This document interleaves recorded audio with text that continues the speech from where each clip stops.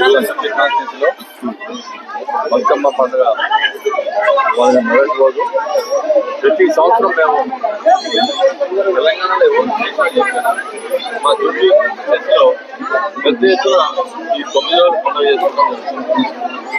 ప్రతి డివిజన్లో అధిక సంఖ్యలో ఎప్పుడు మహిళలు రావటం,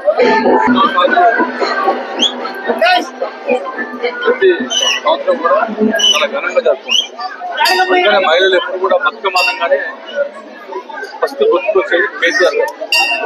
ఎందుకంటే దసరాకు కానీ బతుకమ్మకు కానీ చీరలు పంచే కార్యక్రమం ఉండేది. మరి ఇప్పుడు ఆ చీరలు ఎక్కడ పోయినాయో ఎక్కడ పోయినాయో ఎవరికి అర్థమే కావట్లేదు. ఒక పేదేంటి మహిళలు అందరూ కూడా కొత్త చీర కట్టుకొచ్చి మరి బతుకమ్మ స్టార్టింగ్ రోజు బ్రహ్మాండంగా పండుగ జరుపుకుంటారు.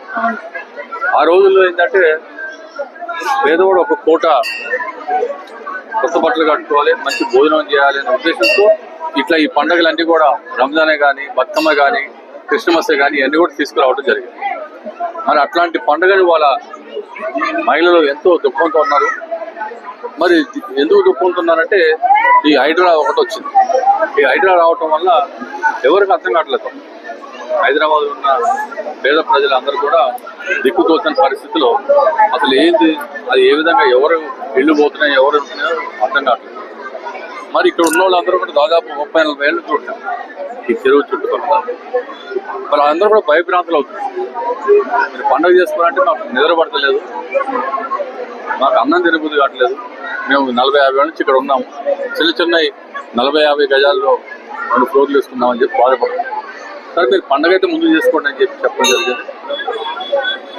ఈ బతుకమ్మ పండుగకి మేము మా సొంతగా కూడా ఇట్లా గిఫ్ట్ చేసుకోవడం ఇట్లాంటివన్నీ జరిగినాయి. మరి ఈ పండుగ కూడా మీరు దిగులు పడద్దు, మీకు మా నాయకుడు కేసీఆర్ గారు ఉన్నారు, మీరు ఏం భయపడద్దు అని చెప్పేసి మేము వాళ్ళకి ధైర్యం చెప్పి మరి పండుగ చేసుకోమని చెప్పడానికి రావడం జరిగింది. మరి మీరు ఈ పండుగ చేసుకోవాలని చెప్పేసి అందరూ కూడా ధైర్యం చెప్పొచ్చాను.